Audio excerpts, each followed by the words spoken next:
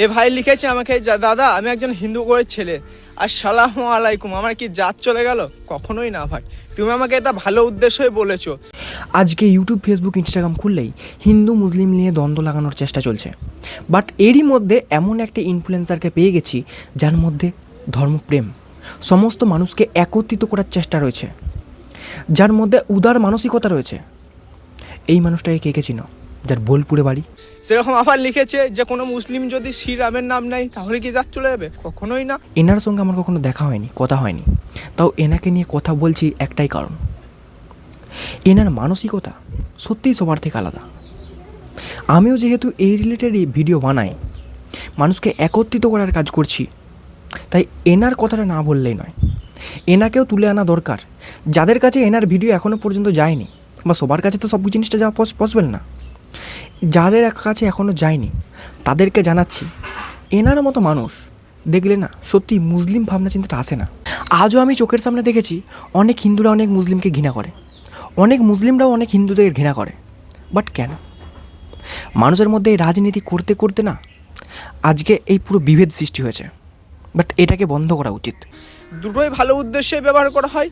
আর তুমি আমাকে যে সালাম জানিয়েছো না, সেটা হলো পুরোটাই আসসালামু আলাইকুম ও রহমতুল্লাহি ও বারাকাতুহু। তুমি আমাকে আমার ভালো কিছুর জন্যই সালামটা জানিয়েছো, আমার ভালো হোক সেই উদ্দেশ্যে তুমি সালাম জানিয়েছো। এটা প্রবলেম কোথায়? যারা মানুষ হয় না, যারা অমানুষ হয়, তারা এইসব নিয়ে ভেদাভেদ করে। আর তোমাকে আমি জানাই রাধে রাধে, আমার জাত চলে যাবে না ভাই। আমি তোমাকে ভালো উদ্দেশ্যে এটা বলেছি, তোমার ভালো হোক এটা চেয়েই বলেছি। আসলে যুগের পর যুগ ধরে একটা কথাই প্রমাণিত হয়ে আসছে, কখনো কোনো ধর্মই দাঙ্গা লাগানো শেখায় না, কোনো ধর্মই একটা ধর্মকে ছোট করে নিজের ধর্মকে বড় করতে শেখায় না, কখনোই একটা মানুষকে মেরে ফেলতে কাটতে শেখায় না। তাহলে আমরা কেন করি? এটা আমাদের দোষ, এটা আমাদের শিক্ষা, এটা ধর্মের প্রতি বিরূপ মনোভাব থেকে এসছে। বাট এগুলো এই মুহূর্তে বন্ধ করা উচিত। আজকে আমরা আছি এমন একটা জেনারেশনে যেখানে শুধু থাকবে বাঙালিত্ব, যেখানে থাকবে বাঙালিয়ানা, যেখানে থাকবে আমাদের সংস্কৃতি, যেখানে থাকবে আমাদের ভদ্রতা। যেদিন তুমি জানবে তুমি ভদ্র, নম্র, শান্ত হতে পেরেছো, কারোর কোথায় কোনো উস্কানিমূলক কথাবার্তায় তুমি কান না দিতে পেরেছো, না দিয়ে তুমি নিজের কাজে নিজে লেগেছো, সেদিন তুমি জানবে তুমি একজন প্রকৃত মানুষ হয়ে উঠেছো। ধর্মের প্রতি গোঁড়ামি এটা বন্ধ করা উচিত। হ্যাঁ, তোমার ধর্ম অনেক কিছু বলতেই পারে, বাট এটা তোমার কাছেই, তোমার একটা পার্সোনাল ব্যাপার। অন্যের কাছে কখনো দেখাতে যেও না, যেটা আমরা বারবার বলে আসছি, বাট ফিউচারেও বলবো। কখনোই অন্যকে ছোট করে নিজের ধর্মকে বড় করার চেষ্টা করবে না।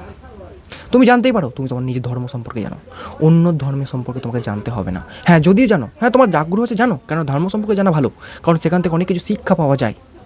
তবে কাউকে অপমান করে নয়। প্রত্যেকটা জিনিসের মধ্যেই শিক্ষা লুকিয়ে থাকে। তার খারাপ দিকটাকে বাদ দিয়ে ভালো দিকটাকে নিতে শেখো, তবেই তুমি একজন প্রকৃত মানুষ হয়ে উঠতে পারবে।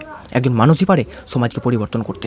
একটা সমাজ পরিবর্তন হলে না জীবনটাই পরিবর্তন হতে পারবে।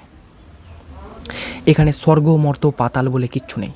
তোমার কর্মই তোমার স্বর্গ, তোমার কর্মই তোমার নরক, তোমার কর্মই তোমার পাতাল। বুঝেছ?